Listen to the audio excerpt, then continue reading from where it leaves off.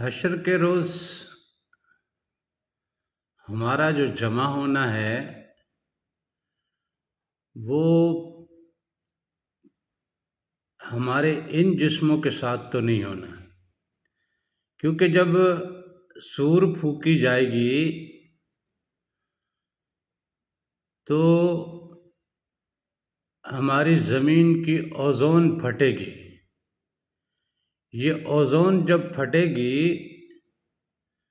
तो गुब्बारे की तरह, जैसे गुब्बारा पिचक जाता है, उसमें से हवा जब निकल जाए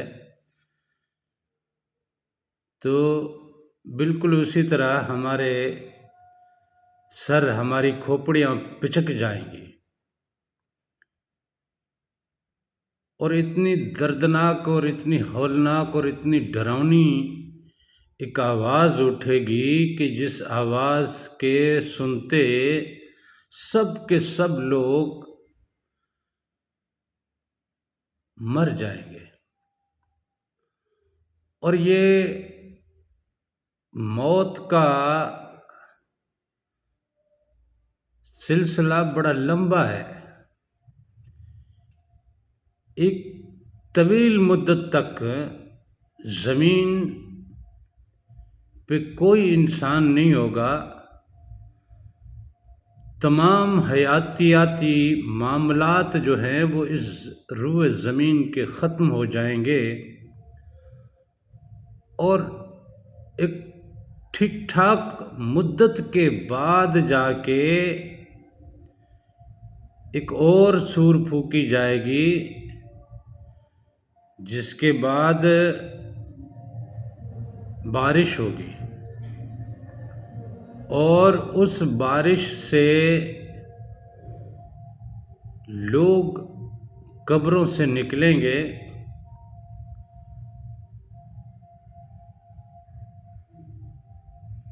तो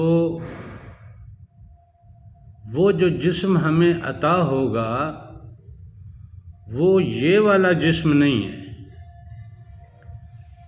उस जिस्म की उड़ान है वो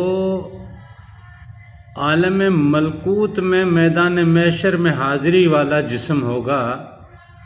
अब जो इस रूए ज़मीन में ज़रा सी ऊंचाई पे उड़ नहीं सकता, जो ज़मीन के अंदर रह के जी नहीं सकता, जो पानी में रह के जी नहीं सकता, वो आलम मलकूत की रसाई कैसे पाएगा? लाज़मन वहाँ पे हमें जो जिस्म दिया जाएगा वो जिस्म ये नहीं होगा, वो मलकूती जिस्म होगा। तो जब मलकूती जिस्म हमें मिलेगा तो उस मलकूती जिस्म के हवाले से जिन्होंने उस जिस्म को बेदार रखा होगा और उस जिस्म को बंदगी में रखा होगा और उस जिस्म ने ज़िक्र में, अल्लाह की याद में, अल्लाह और उसके हबीब के इश्क में ज़िंदगी जी होगी, तो वो जिस्म वहाँ पे बड़े सुकून में होगा। ये इस मट्टी का, इस ज़मीन का ये जिस्म यहीं पे फ़ना हो जाना है। अब वहाँ जो जिस्म होगा, उस जिस्म ने अगर कोई नमाज पढ़ी है, उस जिस्म ने अगर कोई ज़कात दी है, उस जिस्म ने अगर कोई हज किया है, तो वहाँ वो अर्श के साए तले होगा। अल्लाह के ज़िक्र वाला जिस्म वहाँ अल्लाह के अर्श के साए तले होगा। अब हमारे अजसाम जो हैं वो हमने इस जिस्म को नमाज़ों में लगाया है, लेकिन ये नमाज़ें हमें बुराई से नहीं रोक पाती। ये नमाज़ें हमें अपनों के साथ अच्छा बर्ताव के लिए अगर आमादा नहीं कर पाती। ये नमाज़ें अगर हमें हमारी इस दुनिया के मामलात में हुजूर नबी करीम सल्लल्लाहु अलैहि वसल्लम की सुन्नत के ताबे नहीं बना सकती या नहीं बना पा रही, तो इसका मतलब ये नमाजें अदा नहीं हो रही। नमाज का अदा होना हमारे मामलात को दुरुस्त करना है। नमाज का अदा होना हमारे अंदर अल्लाह और उसके रसूल की मोहब्बत का पैदा करना है। नमाज का अदा होना हमारी रविश को हुजूर नबी करीम सल्लल्लाहु अलैहि वसल्लम के बताए हुए उसूलों में ढालना है। अगर हम उनके उसूलों में नहीं ढले जा रहे, अगर हमारे यहाँ अल्लाह और उसके रसूल के इश्क का कोई मामला परवान नहीं चढ़ रहा, तो इसका मतलब ये नमाजें हमारी अदा नहीं हो रही। हमारे कारोबार में मिलावटें हैं, बेईमानियाँ हैं, हमारे नाप तोल के मामलात ख़राब हैं, हमारे कारोबार में लेन देन के मामलात ख़राब हैं, हमारे रिश्तेदारी के मामलात ख़राब हैं, हमारे भाई बहनों के साथ हमारे मामलात ख़राब हैं, हमारे और बहुत सारे मामलात हैं जो दुरुस्त नहीं हैं और वो मुआशरे के लिए अज़ाब बने हुए हैं। तो इसका मतलब ये नमाजें हमारी अदा नहीं हो रही। और जिस जिस्म ने यहाँ नमाजें अदा ना की, तो आप अंदाज़ा करें वहाँ किस हाल में वो दूसरा जिस्म, जो जिस जिस्म को मलकूत का जिस्म कहा जाए, जो जिस्म आलम मलकूत का वहाँ का एटमॉस्फेयर जो अडॉप्ट करता हो, वहाँ के एटमॉस्फेयर में जो जीता हो, वो ज़िंदा रह पाता हो, वो जिस्म जब हमें दिया जाएगा, तो उस जिस्म ने जब इस जिस्म ने कुछ नहीं किया, तो उस जिस्म ने क्या किया होगा? जब कुछ किया नहीं होगा, तो फिर मैदान महशर में बरोज़ हश्र वो किस हाल में खड़ा होगा और किस कैफियत में खड़ा होगा, किस आलम में खड़ा होगा, किस परेशानी में खड़ा होगा,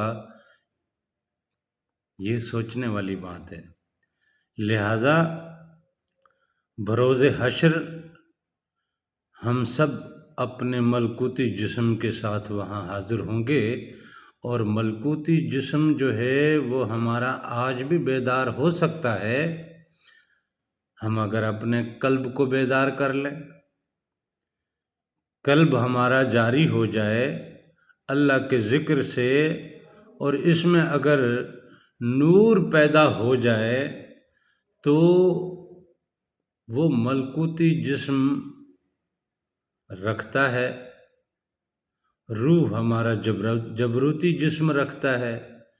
इस तरह बाकी लताइफ हैं, वो भी अपने अपने आलम के जिस्म रखते हैं। अब जो जो जिस्म बेदार होगा वो उस आलम से कनेक्ट होगा, और जो उस आलम में और उसके एटमॉस्फेयर में जीने की सकत रखता है, उस जिस्म के पल्ले कुछ नहीं है, तो फिर मामला बड़ा ख़राब है। लिहाजा हमें अपने मलकूती जिस्म को आज से उस मलकूती माहौल के लिए, मलकूती एटमॉस्फेयर के लिए, मैदान महशर में खड़ा होने के लिए, बरोज़ हश्र वहाँ जमा होने के लिए, अल्लाह और उसके हबीब का सामना करने के लिए हमारे मलकूती जिस्म को प्रिपेयर करना पड़ेगा। और वो यही है कि हमारे कल्ब जो है वो ज़िक्र में लग जाए, और कल्ब को ज़िक्र में लगाने के लिए हमें अपने रोज़मर्रा उमूर में से वक्त निकाल के रातों को अपने रब के साथ कुछ वक्त गुजारना पड़ेगा, उसको याद करना पड़ेगा, उसका ज़िक्र करना पड़ेगा। जब उसको याद करेंगे, उसका ज़िक्र करेंगे, तो हमारा कल्ब बेदार होगा, और कल्ब अपना मलकूती जिस्म लेके बेदार जब होगा तो उस मलकुती मैदान में, उस महशर के मैदान में फिर कोई परेशानी या किसी तंगी का मामला पेश नहीं आएगा।